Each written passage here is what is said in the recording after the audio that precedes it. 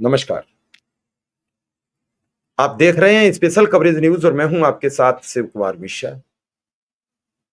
आज एक ऐसी खबर पर चर्चा करेंगे, 3 छात्रों पर एक टीचर, नेताओं के रिश्तेदारों को मिल रही हैं नौकरियां। यूपी के शासकीय स्कूलों में सरकारी सैलरी लेने का खेल चल रहा है।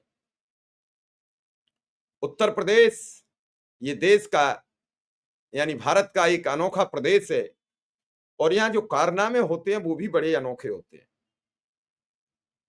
3 छात्रों पर एक टीचर। सरकारी मानक है कि 30 छात्रों पर एक टीचर होना चाहिए। मिलके सब खेल खेला जा रहा है। किसी के लिए तनख्वाह को पैसे नहीं है और किसी के लिए तनख्वाह के लिए बजट ही बजट है। ये भास्कर में एक रिपोर्ट छपी है। 3 छात्रों पर एक टीचर, नेताओं के रिश्तेदारों को नौकरियां। यूपी के एडेड स्कूलों में सरकारी सैलरी लेने का खेल चल रहा है। इस खेल में एक रिपोर्ट सामने आई है और वो रिपोर्ट पूरी आपके समक्ष रखूंगा और इस रिपोर्ट को सुनने और समझने के लिए पूरी खबर जानना बेहद जरूरी है। और ये रिपोर्ट जूनियर हाई स्कूल की है, किसी बड़ी कॉलेजेस की नहीं है, इंटर कॉलेजेस की नहीं है, जो बेसिक का एक प्रमुख अंग है।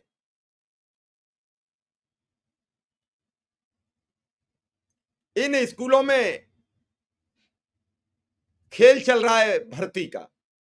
गोंडा का श्री बालक भगवान लघु माध्यमिक स्कूल, यहाँ 6ठी से 8वीं तक 250 बच्चे दर्ज है, लेकिन इन्हें पढ़ाने के लिए 77 टीचर्स तैनात हैं। कितने? 77 बच्चे। कितने? 250, यानी 3 बच्चों पर एक टीचर। नियम है कि 35 बच्चों पर एक अध्यापक होना चाहिए, यानी कुल 7 टीचरों की जरूरत है और 70 टीचर ज्यादा हैं। 77 अध्यापकों की तनख्वाह गोंडा के श्री बालक भगवान लघु माध्यमिक स्कूल से निष्कासित हो रही है। बाहरी उत्तर प्रदेश सरकार, बाहरे बेसिक शिक्षा विभाग, बाहरे बेसिक शिक्षा निदेशालय और बाहरे बेसिक शिक्षा अधिकारी और बाहरी बेसिक शिक्षा विभाग की कार्यप्रणाली। धन्य है तुम्हें भैया। चंद्रभान दत्त, इतना ही नहीं, एक ही नहीं है, दूसरा ले लीजिए भैया। चंद्रभान दत्त लघु माध्यमिक स्कूल रामपुर टेंगरहा, यहाँ 250 छात्र हैं। चलिए यहाँ टीचर कुछ कम हुए, यहाँ 45 छात्र टीचर है। जरूरत है केवल 60 टीचरों की और 45 यानी 38 ज्यादा है। ये 2 स्कूल केवल एक जनपद की बानगी भर हैं। अगर पूरे प्रदेश के सभी जनपदों के इन एडिड जूनियर हाई स्कूल की अगर तहकीकात करा ली जाए तो सच सामने आ जाएगा और जो जूनियर में शिक्षकों की कमी चल रही है वो पूरी की जा सकती है। अकेले गोंडा जिले में एक ही जनपद में ऐसे 29 एडेड जूनियर हाई स्कूल है जहां 700 से ज्यादा टीचर्स तैनात है। पिछले 10 साल में इन्हें 2 अरब यानी 200 करोड़ रुपए से ज्यादा की सैलरी दी जा चुकी है। पूरे यूपी में ऐसे स्कूलों की संख्या 1068 है। यानी यह सैलरी का बड़ा खेल बड़े स्तर पर खेला जा रहा है। आखिर इन एडेड स्कूलों में शिक्षकों की फौज कैसे खड़ी होती है, इसके लिए कौन जिम्मेदार है?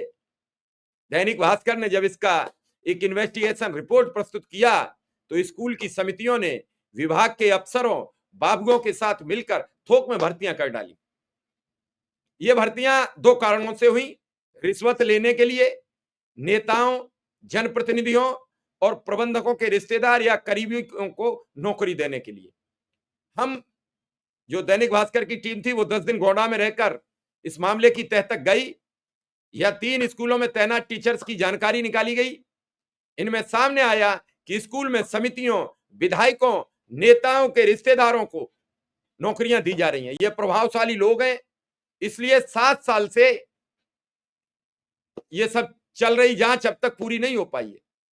विधायक के 3 रिश्तेदार, प्रबंधक की बहू को नौकरी, कक्षा 6 से 8 तक 250 छात्र, जरूरत है 7 शिक्षकों की, तैनात है 45, मानक से 38 ज्यादा है। यहां पवन मिश्रा की तैनाती है। ये विधायक प्रेम नारायण पांडे के दामाद हैं। अविनाश तिवारी को नौकरी दी गई है। ये विधायक प्रेम नारायण पांडे के बेटे के साले हैं। चंद्रप्रकाश मिश्र सहायक अध्यापक हैं। ये विधायक बेटे के साड़ू हैं। स्कूल के प्रबंधक दिग्विजय पांडे की बहू पूनम देवी भी यहाँ क्लर्क हैं। मजे की बात है, पूनम देवी का अनुमोदन 2013 में दिखाया, जबकि इनका पद राधेश्याम पांडे के 30 सितंबर 2015 के रिटायर होने के बाद खाली हुआ। 2 साल दोनों एक ही पद की सैलरी उठाते रहे।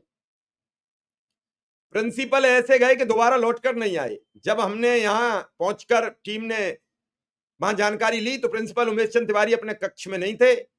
टीचरों ने बताया कि वे बाहर गए हुए हैं, और जब टीचरों की और बच्चों की संख्या के बारे में पूछा तो लिपिक कार्यालय भेज दिया गया। यहां मुनेंद्र दुबे मिले। मुनेंद्र ने कहा प्रिंसिपल ही बताएंगे, और जैसे ही हम विद्यालय के बाहर निकले प्रिंसिपल तिवारी से मुलाकात हो गई। उन्होंने हमें अपने ऑफिस में बैठने को कहा और चले गए। काफी देर तक वो ऑफिस में लौट के ही नहीं आए। बाद में पता चला कि वे जो इन्वेस्टिगेशन की टीम थी उससे बात नहीं करना चाहते थे, इसलिए बिना बात किए चले गए। इस स्कूल की जांच यूपी सरकार की स्पेशल इन्वेस्टिगेशन टीम यानी एसआईटी कर रही है, और इस जांच में किसको आंच आएगी आज तक तय नहीं हो पाया। 7 साल से जांच चल रही है। 2 दिन जल्दी छुट्टी, तीसरे दिन प्रवेश से रोका। टीम लगातार जब 2-3 दिन ये जाती रही तो 12:30 बजे स्कूल पहुंचे, तब तक यहाँ छुट्टी हो गई। छुट्टी का समय दोपहर 1:40 पर है। गेट पर ताला था। 200 मीटर दूर बैठे कुछ लोगों से बातचीत की। वे यहीं के टीचर थे। जल्दी छुट्टी होने का कारण कंडोलेंस बताया। हम अगले दिन 8:45 पे स्कूल पहुंचे, तब भी स्कूल के बाहर सन्नाटा था। छठी में पढ़ने वाले छात्र सचिन प्रजापति से जब पूछा गया स्कूल क्यों बंद है तो बोला पता नहीं। हम तीसरे दिन फिर सुबह 9 बजे विद्यालय पहुंचे। गेट पर ताला, भीतर से ताला बंद। 2 लोग आए, गेट खोलने से इनकार कर दिया। बोले नोटिस लगा, पढ़ लीजिए। इसमें लिखा है बिना प्रबंधक की इजाजत के कोई बाहरी व्यक्ति स्कूल में प्रवेश नहीं कर सकेगा। नौकरी देने पर 36 लाख और 10 लाख हड़पने का मुकदमा भी लिखा गया। बालक भगवान में लिपिक रहे और प्रबंधक के परिवार से जुड़े स्वयं प्रकाश शुक्ला पर 6 लोगों से 36 लाख रुपए हड़पने का मुकदमा गोंडा के कटरा बाजार थाने में दर्ज कराया गया।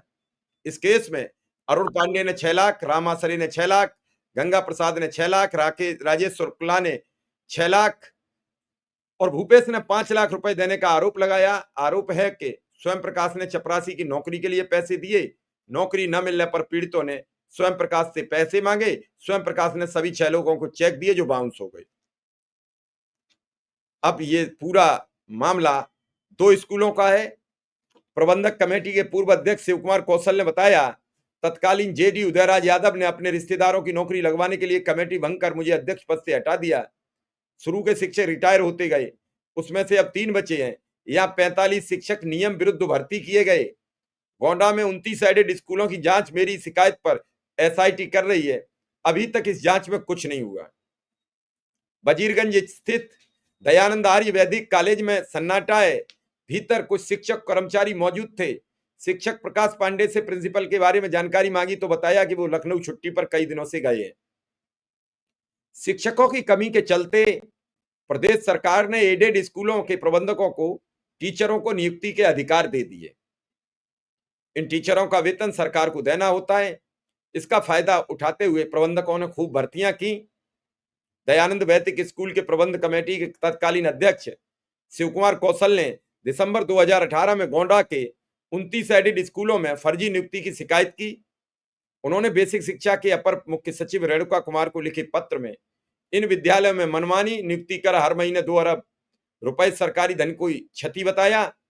रेणुका कुमार ने मामले की गंभीरता को देखते हुए 25 मई 2018 को बेसिक शिक्षा सचिव की अध्यक्षता में 4 सदस्यीय जांच समिति बनाई। समिति की जांच में गोंडा के 29 विद्यालयों में मान्यता, नियुक्ति, वेतन भुगतान में भारी गड़बड़ियों का खुलासा हुआ। 164 सहायक अध्यापकों की नियुक्ति अमान्य डिग्री होने पर बात सामने आई है। यह भी सामने आया कि 1.57 यानी 1.5 करोड़ का भुगतान हर महीने गलत नियुक्तियों वालों को किया जा रहा है। समिति ने जांच में 29 स्कूलों में 4535 बच्चों के स्थान पर 1044 बच्चे उपस्थित मिले, यानी 3500 बच्चे गायब थे। 146 शिक्षकों कर्मचारियों में 76 की नियुक्ति का दिनांक तो मिला, पर दिनांक के विषय में कोई अन्य अभिलेख नहीं मिले। 83 शिक्षक कर्मचारियों के चयन से संबंधित कोई पेपर नहीं मिले। 76 कर्मचारियों की योग्यता से संबंधित कोई अभिलेख नहीं मिले। जांच समिति ने इन जिले के विद्यालयों में संगठित भ्रष्टाचार का खुलासा किया है। जिला बेसिक शिक्षा अधिकारी और वित्त अधिकारियों की भूमिका संदिग्ध पाई गई है। रिपोर्ट में यह भी कहा कि ये जांच किसी वित्तीय अनियमितता या आर्थिक अपराध की श्रेणी में आती हैं। इस मामले की गहन जांच स्वतंत्र जांच एजेंसियों जैसे सतर्कता विभाग, SITOW या अन्य किसी उपयुक्त संस्थान से कराई जानी चाहिए। अपर मुख्य सचिव ने SIT जांच की सिफारिश की और अपर मुख्य सचिव रेणुका कुमार ने प्रमुख सचिव गृह को 19 दिसंबर 2019 को पत्र लिखा। मुख्यमंत्री कार्यालय से अनुमति प्राप्त करने के बाद तत्कालीन प्रमुख सचिव गृह अवनीश अवस्थी ने यूपी SIT से जांच की प्रक्रिया शुरू कराई। SIT पिछले 5 साल तक जांच करती रही। जांच के दौरान विद्यालय के प्रबंधकों से अभिलेख मांगे गए, पर किसी ने नियुक्ति संबंधी कोई भी कागजात SIT टीम को आज तक उपलब्ध नहीं कराया। SIT ने 4 साल तक जांच की। जब कोई नतीजा नहीं निकला तो अपनी रिपोर्ट शासन को सौंप दी। SIT ने अपनी टिप्पणी में बेसिक शिक्षा निदेशालय की भूमिका को संदिग्ध बताया। प्रमुख सचिव ने इस जांच की रिपोर्ट को खारिज करते हुए इसकी जांच विशेष अपराध अनुसंधान संख्या यानी EOW को सौंप दी। अब बताइए, इतना बड़ा खेल चल रहा है इस बेसिक शिक्षा की जूनियर शिक्षा में। एक जगह वेतन को पैसा नहीं है, एक जगह 200 करोड़ रुपया प्रत्येक वर्ष वेतन में निकाला जा रहा है। क्या मजेदार दिलचस्प कहानी। किसी के घर रोटी और किसी के घर पानी, कोई भूखा तो कोई प्यासा। यही है भारत के बेसिक शिक्षा विभाग की पूरी कहानी। कहां तक सुनाई जाए ये सबकी जुबानी। कोई तरस रहा है एक रोटी के टुकड़े को, किसी के घर में जा रही है छुआ भर भर के लक्ष्मी महारानी। देखते रहिए कि किस तरीके से शिक्षा विभाग का बदहाल बनाया जा रहा है। कैसे एक तरफ शिक्षक भर्ती नहीं है, दूसरे तरफ फर्जी शिक्षक भर्ती किए जा रहे हैं। 3-3 बच्चों पर एक शिक्षक रखा जा रहा है और एक तरफ 35 बच्चों का बहाना बनाकर लोगों को रोजगार नहीं दिया जा रहा है। तो समझिए, इस कहानी को आगे बढ़ाइए और ऐसे ही खुलासे लगातार आपके समक्ष आते रहेंगे। तो फिलहाल जिन्होंने चैनल अब तक भी सब्सक्राइब नहीं किया वो सब्सक्राइब करते रहें, इस वीडियो को आगे बढ़ाते रहें ताकि बेसिक शिक्षा विभाग का सच माननीय मुख्यमंत्री जी तक पहुंचे, माननीय प्रधानमंत्री जी तक पहुंचे, जो कहते हैं पढ़ेगा भारत तो बढ़ेगा भारत। धन्यवाद, नमस्कार।